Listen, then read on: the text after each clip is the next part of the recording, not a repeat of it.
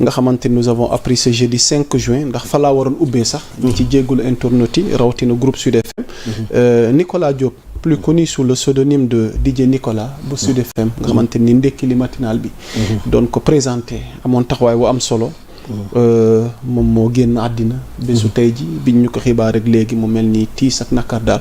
moom ma bu ci kaw monde médiatique bi rawatina presse bi nga xamante nii vraiment taxawaay bu am solo la amoon fële Sud FM. sa témoignage vite fait rek laata ñuy jàll di ko massaw ak di ko jaale ci turu Sénégal 7 mboolem ñi nga xamante ni ñoom ñoo ne groupe Sud FM ak monde média bi. macha allah xanaa di wax inna lillahi wa inna ilayhi rajiun.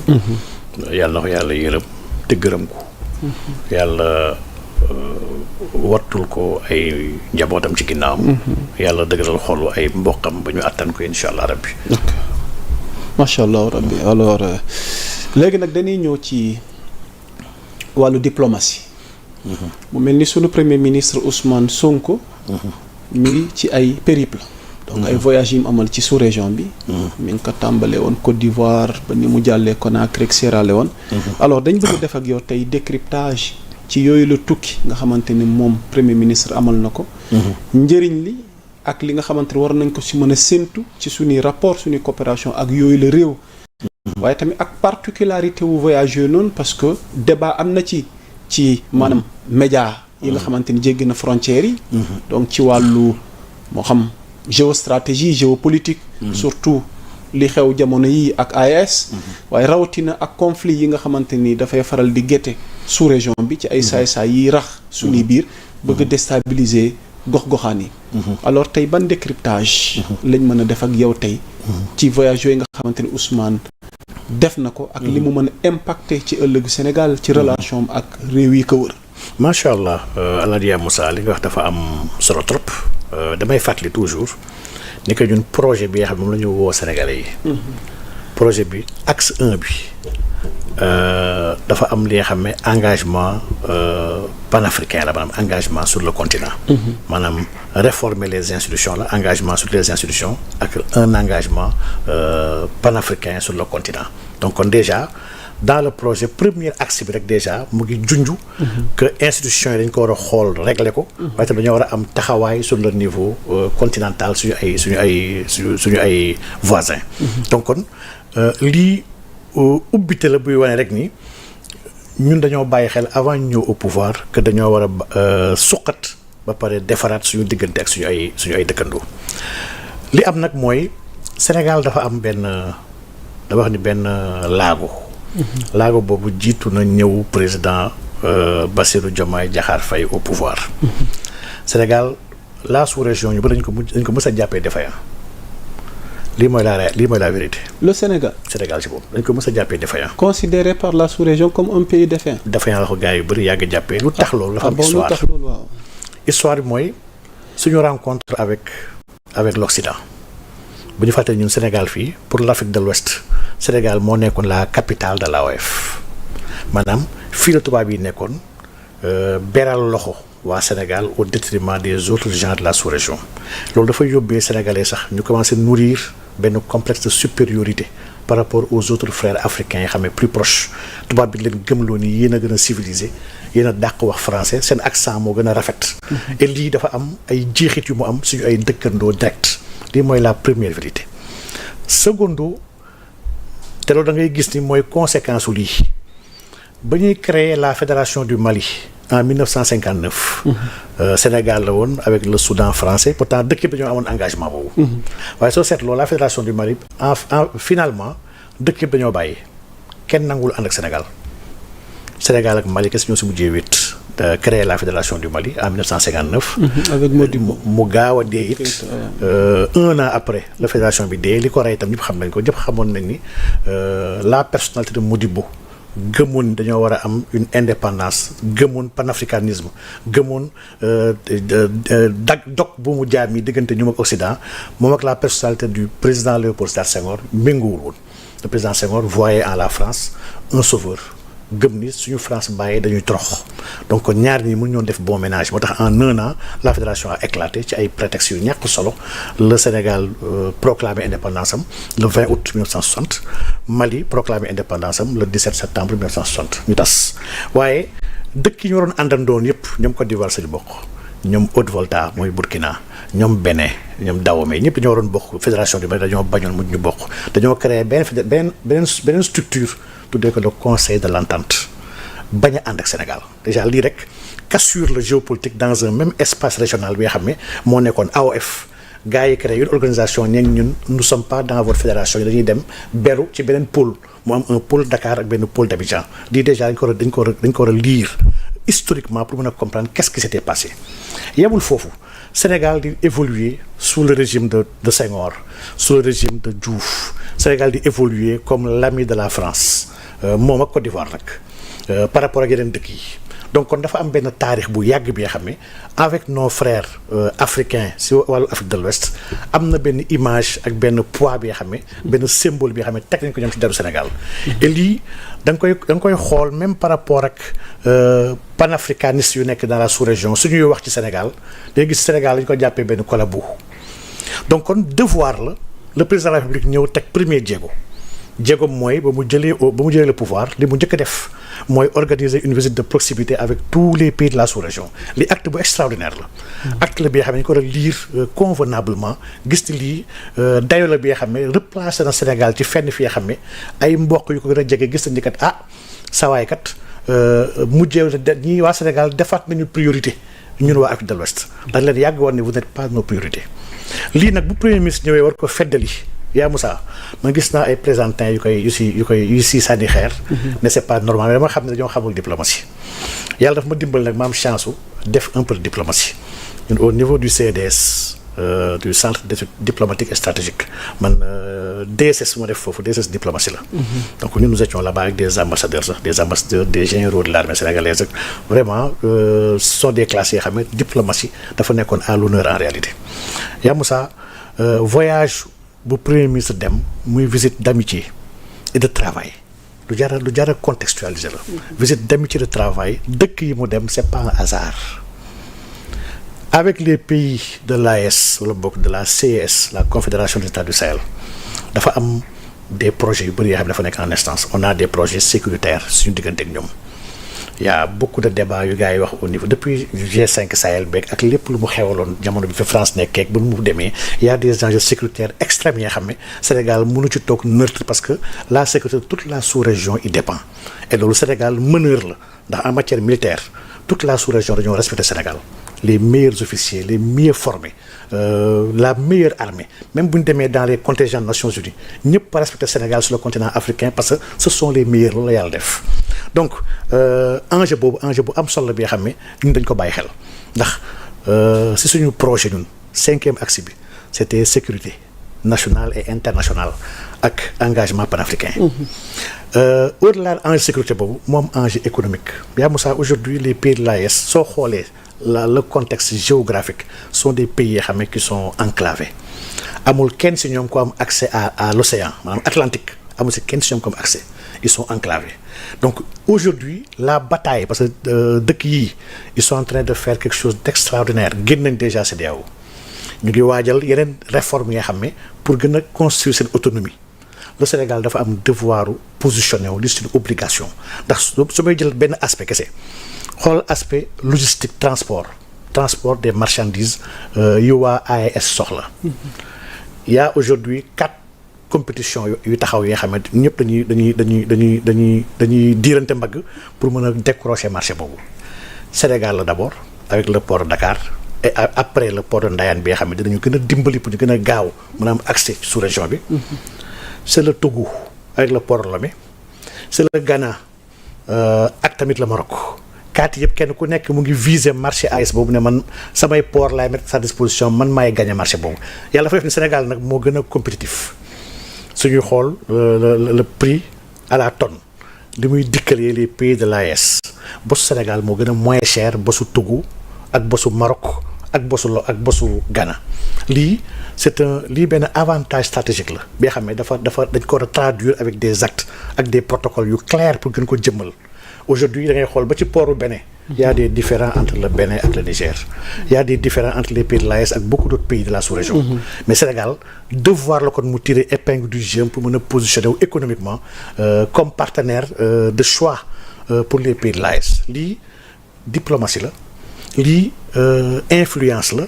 lii visite de travail d'amitié moo koy jëmmal. Donc kon ne serait-ce que pour ça rek. war nañu faa dem. Mais yemul ci AES. La visite sur la Côte d'Ivoire ak sur la Guinée man ñaari surtout ñoo ma gën a ñor. mais visite Côte d'Ivoire bi. balaa ngay amal une analyse de fond. danoo gis ñaari image ñenn ñi am ci xalaat. ne est-ce que loolu lu war a mën a nekk la. yow noo ko jàngatee donc autant il a été reçu avec tous les honneurs def nañ ko sax citoyen d'honneur à Bouaké. moom premier ministre Ousmane Sonko. waaye de l'autre côté gis nañ ni gisee na ak ki nga xamante ni moom mooy Laurent Gbagbo. te ku ne xam na ne Laurent Gbagbo. mook pouvoir bi fa nekk actuellement bi Ouattara jiite. ay bis bi am na seen diggante. waaw loolu c'est une marque même de liberté. bi nga xam ne Sénégal daf ko wane. et loolu le président Sonko ba muy dem ba mu nekkee dans les pays de l'AES rek. mu ngi xam la ni moom mbiru AES ak CEDEAO yi moom kenn moomu ko. et loolu c'est un discours bu am solo bi wane ni. nekkuma ci ay clivage ak ci ay parparloo. je suis un Africain bi nga xam ne samay intérêt ak samay frères africains fu ñu mënti nekk am naa sañ-sañ retrouver leen. pour man loolu c'est une très grande démarche bi nga xam ne dañ ko rafetlu man gëwuma ni dañu war a tànnal bët fu ñuy xoolee loolu Afrique daf si war a jóge. les dirigeants les hommes politiques dañoo war a génn ci jéem a neexalaataan kay mënuma am rapport ak kii parce que kii daa xuloo kii dafa bëgg kële su ma lemee kii dafa may mere moom nit ki mere la ak nit ki ak kontaan ci yow dafa war a yemale loo mooy wax sànq rek mer rek merci tant que yemalewuñu ko nekk luñ ci dëgg. man jàpp ma ni quelqu'un war na décider ni kan nga war a gis ak ko warul gis encore que même dans les médias gis naa ni fii ñu bëri ñi nga xam ne le premier ministre n'a pas gêné le président Ouattara parce que nëbbu ko. il paraît que nëbbu ko ni damay dem seeti diw parce que am na droit seeti ku ko neex loolu mooy la vérité. Mais pour revenir à l'analyse même de cette visite là visite bu am solo. yaa Moussa xam nga ni espace bi ñu bokk ñun muy UEMOA ñu bokk benn monnaie muy le franc CFA. ci espace bi dëkk bi ci ëpp doole bi xam moo ci ëpp poids bi xam moom kese presque 40% du PIB moom kese l'ensemble des réserves ñu wax réserve de change yi lépp 50% moom moo ko moom dëkk boobu mooy Côte d'Ivoire. La Côte d'Ivoire. waaw pays des éléphants. Côte d'Ivoire dëkk la bi nga xam ne puissance am maanaam sur la coopération monétaire en Afrique de l'Ouest moom mooy assurer plus de la moitié parce que aujourd'hui France nee na moom géreetul coopération moom géreetu ko lii vraiment am na taarix bu gudd bi nga xam ne ñun am nañ ci taxawaay yu bëri yoo xam ne yàgg na jarul mu siy dikkat mais ñun dañoo gëm ni la Côte d'Ivoire dafa am poids bi nga xam ne bu non négligeable bu Sénégal war a bàyyi xel. muy benn. ne serait-ce que pour cela war nañ toog waxtaanee surtout que le gouvernement actuel dafa fekk un projet au niveau de la BCEAO un projet monétaire bi nga xam ne bu avancé bi nga xam ne il faut ñu parachever ko ne serait-ce que pour cela rek visite de travail war na am diggante Sénégal ak Côte d'Ivoire. ñaareel ba Côte d'Ivoire en tant que leader de notre sous-région parce que mooy leader économique bi en tant que ki nga xam ne moo yor la banque centrale parce que aujourd'hui même la gouvernance de la banque centrale chaque fois par principe c'est vrai que du texte mais par principe. Ivoirien ñu ko jox toujours depuis Abdoulaye Fadiga Ivoirien moo ko jiite Alassane Ouattara bii si moom nekkoon na fi dirigé woon na ko donc kon quand on parle aujourd'hui de politique monétaire ak de l'outil monétaire bi nga xam ne dañ koo ñàkk te mu ngi entraver un peu la liberté d'action dans le domaine économique du Sénégal nga xam ne aujourd'hui dafa mel ni Sénégal levier budgétaire kese la yor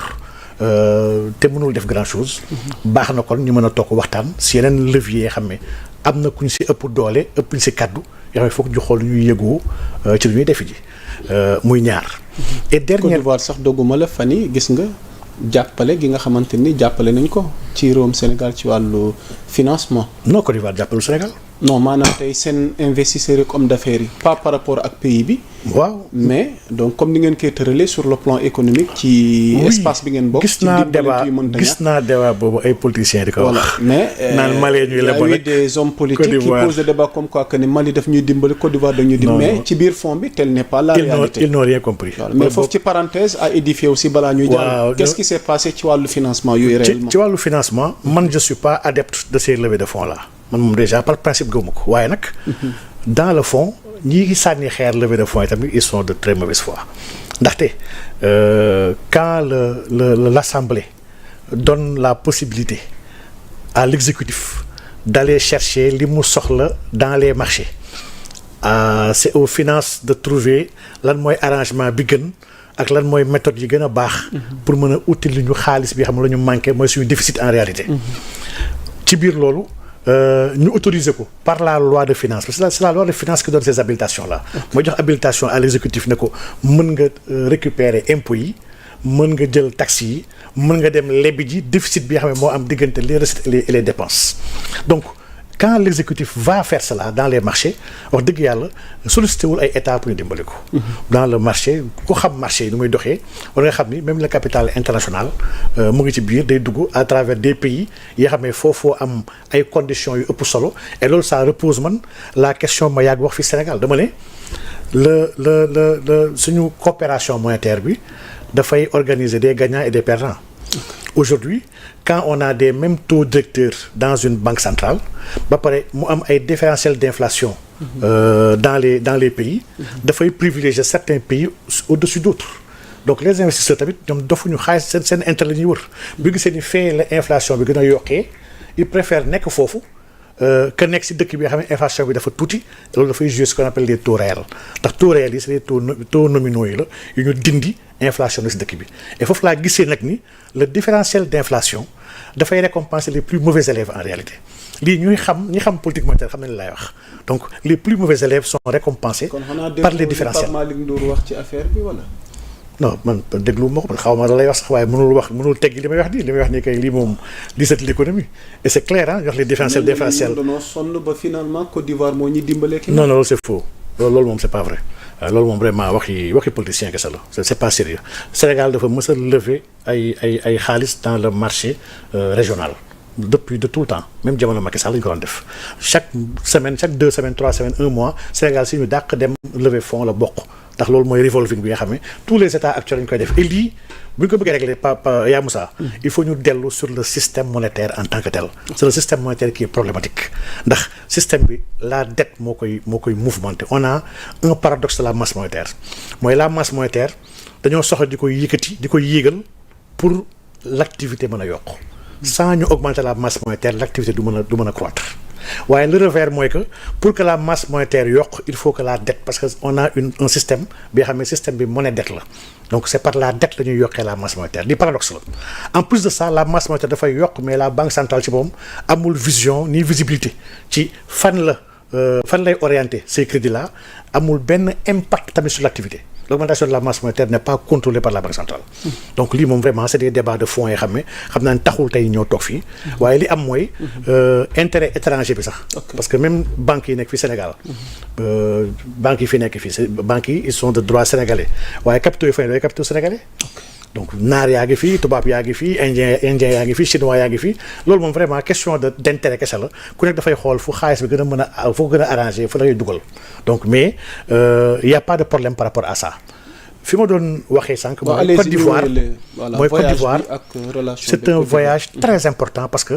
ñun dafa am benn lii réel politique la dafa am benn image bi nga xam ne président Ouattara daf ko am ci les nouveaux dirigeants du Sénégal ndax Ouattara c'est un ami de Macky Sall waayam keuse la ñoom ñaar ñëpp ay doomu tubaab bi lañu ay doomu Macron lañu ñoom ñaar ñoo nekkoon les grands valets de la France-Afrique vraiment lu ñëpp xam la kenn weranteewu ko donc Ouattara moom nag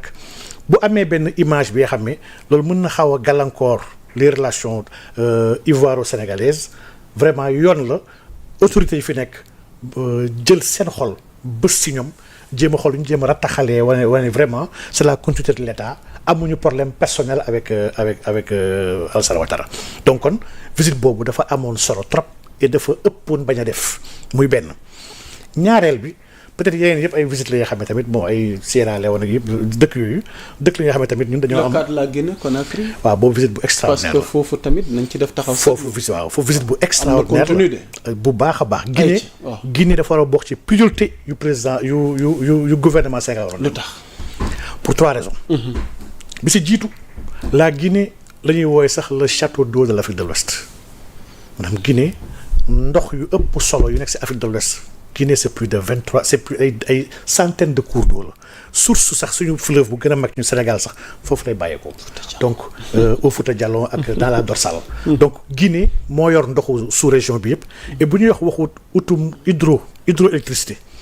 mënuñu si écarter Guinée chaque fois damay wax ne man Guinée bokk na ci enjeu de souveraineté énergétique bu Afrique Guinée ak Congo ci la ñu bokk. pays africains ñoo war a góorgóorlu xool ñu mën a mettre en communion suñu ay doole pour mën a jëriñoo ñun ñëpp les ressources yi xam ne qui sont sur le continent donc ne serait-ce que pour cette réalité là en matière d'eau et ak lu mu mën a andi comme potentiel énergétique Sénégal dafa war a waxtaan ak Guinée mais ñaareel dafa am benn matériel bi nga xam ne suñuy waxu industrialisation mënuñu ñàkk bàyyi xel la bauxite la Guinée. Un quart des réserves mondiaux moo ko yor. macha allah te réserves yooyu ay chinois ak ay yeneen askan ñooy ñëw foofu di ko jéem a di ko xool nu mu koy jëriñoo foog naa Guinée sax derrière l'Australie deuxième producteur mondial. donc kon bauxite boobu la ñuy defaree alumine boobu mooy andi aluminium et vraiment suñuy waxu avancé sur l'acier sur l'aluminium mënuñu ñàkk bàyyi xel bauxite boobu nga xam ne ci misaal tonne bauxite bu dee dañu bàyyi Guinée mu koy jël di ko jaay ñi koy exporter di koy exploiter di ko exporter tonne bauxite mu ngi dikkee dans le marché entre 55 euros ba 70 euros lay jaar la tonne. buñ ci liggéey lu ci war ba def ko alumine day mujj jar la tonne à $250 alumine boobu buñ ko liggéeyee ba def ko aluminium la tonne day mujj nekk à $2,900 nga xam ne kon valeur ajoutée boobu ñuy def ci kaw matériel bi am na kon jeexit bu extraordinaire xam nga ni oto yi sax ñuy wax ni acier moo ci ëpp ndax on a plus de 71% en acier 8% plastique ak 9% aluminium même pour defaree ay oto sax on a besoin de bauxite muy aluminium boobu on a besoin du fer bi xam ne avec les hauts fourneaux yëpp le processus pour yóbbu ko vers l'acier Sénégal am na fer a pare donc kon dans une dynamique d'intégration par les industries parce que intégration bi laa gën a gëwuma intégration par les marchés bi xam ne lu ñu tubaab bi bàyyil avec l'UEMOA nga xam ne moom moo UDAO la dondu on doit s'intégrer par l'énergie on doit s'intégrer par les industries on doit s'intégrer par des politiques extérieures on doit s'intégrer par la monnaie man dama gëm ni intégration yi ba léegi dëkk africain dañoo taxaw ne si cell et foofu la ñu war a liggéey donc kon dem boobu mu dem Guinée xool du ñu mën a liggéeyandoo ci wàllu industrie ci wàllu énergie ndax ñaar yi mooy ëllëgu àdduna bi vraiment c'est une chose extraordinaire bi nga xam ne dañ koo yéex a def man dama jàpp sax ni depuis ba ñu toogee dafa yéex c'est vrai que nag diplomatie de proximité bii man jàpp naa ni lu gars yi woote woon la ak sénégalais yi dans le projet peut-être gars yi ñoo lirul projet bi rek waaye li ñuy def nii yëpp dañ ko waxoon moo tax suñ koy dérouler mënul andi lu may xol bu sedd si ñi nga xam ne ñoo ànd avec le projet ak par principe uteeg ñi nga xam ne ñoo ànd ak ay nit ñoom gëmuñu projet bi xamuñu sa projet bi ci nekk ñun nag projet la ñu àndal donc vraiment ñu visite yi yaa Moussa visite la ñi nga xam ne dañoo am pertinence dañoo actuelle ba pare très importante pour la diplomatie sénégalaise et Sénégal il faut le rappeler Sénégal c'est un très grand pays Sénégal du dëkk bu ndaw ci wàllu dayo ci wàllu symbole ci wàllu histoire Sénégal dafa extraordinaire et vraiment man visite yi su ma gisee sax mu am ñu mu déranger ñu si sànni xeer vraiment ça me pose problème ça me pose problème parce que lépp lu rayonnel au Sénégal à l'international di yokk Sénégal intérêt di accroître ay partenariat au Sénégal dama gëm ni ku bëgg Sénégal